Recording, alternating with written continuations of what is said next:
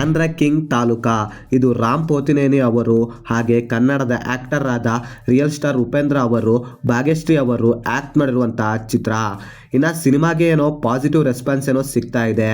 So ಅದೇ ರೇಂಜ್ಗೆ cinema ಇದೆಯೋ ಇಲ್ವೋ ಅಂತ ಹೇಳೋದಾದರೆ ಎಸ್, ಡೆಫಿನೆಟ್ಲಿ ಇದೆ. ರೀಸೆಂಟ್ ಟೈಮ್ನಲ್ಲಿ ನಾನು ನೋಡಿದ one of the beautiful story ಅಂದರೂ ತಪ್ಪಾಗೋದಿಲ್ಲ. ಇನ್ನು ಸಿನಿಮಾದ ಕತೆ ಕಡೆ ಬರೋದಾದರೆ ಸಿನಿಮಾದ ಹೀರೋ ಆದ ಸಾಗರ್ಗೆ ಉಪೇಂದ್ರ ಅವರ ಕ್ಯಾರೆಕ್ಟರ್ ಆದ ಸೂರ್ಯನ ಫ್ಯಾನ್ ಆಗಿರ್ತಾನೆ. ಅಂದರೆ ಬರೀ ಫ್ಯಾನ್ ಆಗಿರೋದಿಲ್ಲ, ಹುಚ್ಚು ಅಭಿಮಾನಿ ಆಗಿರ್ತಾನೆ.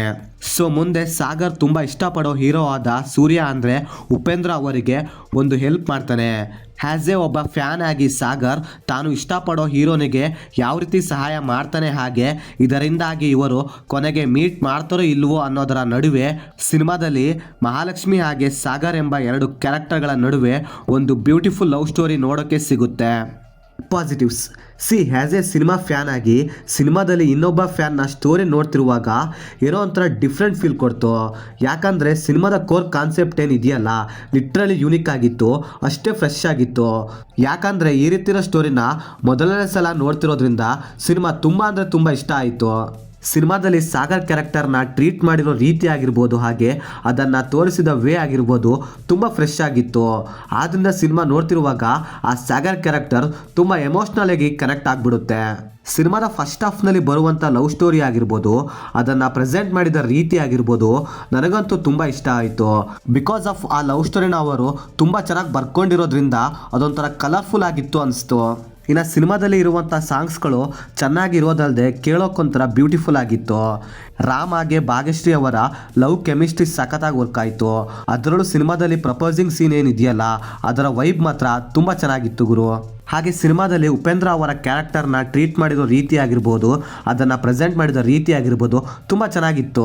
ಓವರಾಲ್ ಆಗಿ ಸಿನಿಮಾದ ಟ್ರೀಟ್ಮೆಂಟ್ ಹಾಗೆ ಪ್ರೆಸೆಂಟೇಷನ್ ತುಂಬ ಚೆನ್ನಾಗಿದೆ. ನೆಗೆಟಿವ್ಸ್ ಕಾಮನ್ ಆಗಿ ಎಲ್ಲ ಸಿನಿಮಾಗಳಲ್ಲೂ ಇರುವಂಥ ಕಾಮನ್ ರೊಟೀನ್ ಟೆಂಪ್ಲೇಟ್ ಇದರಲ್ಲೂ ಸಹ ಇದ್ದಾವೆ, ಇಲ್ಲ ಅಂತ ಏನು ಹೇಳ್ತಿಲ್ಲ. ಆದರೆ ಸಿನಿಮಾ ನೋಡ್ತಿರುವಾಗ ಅದೇನು ದೊಡ್ಡ ಪ್ರಾಬ್ಲಮ್ ಆಗಲ್ಲ ಅಂತೀನಿ. ಅದು ಬಿಟ್ಟರೆ ಸಿನಿಮಾದಲ್ಲಿ ಎಮೋಷನ್ನ ಇನ್ನೂ ಸ್ಟ್ರಾಂಗ್ ಆಗಿ ಪ್ರೆಸೆಂಟ್ ಮಾಡ್ಬೋದಿತ್ತು ಅನಿಸ್ತು. ಸೊ ಇವುಗಳನ್ನು ಬಿಟ್ಟರೆ ಸಿನಿಮಾದಲ್ಲಿ ನನಗೆ ಅಂಥ ಮೇಜರ್ ಆಗಿ ನೆಗೆಟಿವ್ ಅಂತ ಕಾಣಿಸ್ಲಿಲ್ಲ. ಇನ್ನು ನನ್ನ ಪ್ರಕಾರ ಹೇಳಬೇಕಂದ್ರೆ ನಾನು ರೀಸೆಂಟ್ ಟೈಮ್ನಲ್ಲಿ ನೋಡಿದಂಥ one of the beautiful story ಇರುವಂಥ ಸಿನಿಮಾ ಅಂತೀನಿ. ಬಿಕಾಸ್ ಆಫ್ ಇದರಲ್ಲಿ ಇರುವಂಥ ಸ್ಟೋರಿಯಿಂದ ಲಿಟ್ರಲಿ ಹೇಳಬೇಕಂದ್ರೆ ಸಿನಿಮಾ ನನಗಂತೂ ತುಂಬ ಇಷ್ಟ ಆಯಿತು. ಇನ್ನು ಸಿನಿಮಾನ ಫ್ಯಾಮಿಲಿ ಜೊತೆ ನೋಡ್ಬೋದಾ ಅಂದರೆ ಎಸ್, ನೋಡ್ಬೋದು, ಯಾವುದೇ ಬ್ಯಾಡ್ ಸೀನ್ಸ್ ಇರೋದಿಲ್ಲ. ಸೊ ಇದಾಗಿತ್ತು ಫ್ರೆಂಡ್ಸ್, ನಾನು ಈ ಸಿನಿಮಾ ನೋಡಿದ್ದಾದಮೇಲೆ ನನಗನ್ಸಿದ ಒಪಿನಿಯನ್. ನೀವ್ಯಾದರೂ ಆಲ್ರೆಡಿ ಸಿನಿಮಾ ನೋಡಿದರೆ ನಿಮಗೇನು ಅನ್ನಿಸ್ತು ಅಂತ ಕೆಳಗಡೆ ಕಮೆಂಟ್ ಮಾಡಿ ತಿಳಿಸಿ. ಹಾಗೆ ನಿಮಗೇನಾದರೂ ಈ ವಿಡಿಯೋ ಏನಾದರೂ ಇಷ್ಟವಾಗಿದ್ದರೆ ಒಂದು ಲೈಕ್ ಮಾಡಿ, ಹಾಗೆ ನಮ್ಮ ಚಾನಲ್ಗೆ ಬರೋ ಕಂಟೆಂಟ್ ಏನಾದರೂ ಇಷ್ಟವಾಗಿದ್ದರೆ ಸಬ್ಸ್ಕ್ರೈಬ್ ಮಾಡಿ, ಹಾಗೆ ಪಕ್ಕದಲ್ಲಿರೋ ಬೆಲ್ ಬಟನ್ನ ಕ್ಲಿಕ್ ಮಾಡಿ.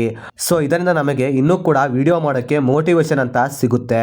ಸೊ ಬೇರೆ ಮತ್ತೊಂದು ಕಂಟೆಂಟ್ ಜೊತೆಗೆ ಆದಷ್ಟು ಬೇಗ ಸಿಗುವ. ಬೈ.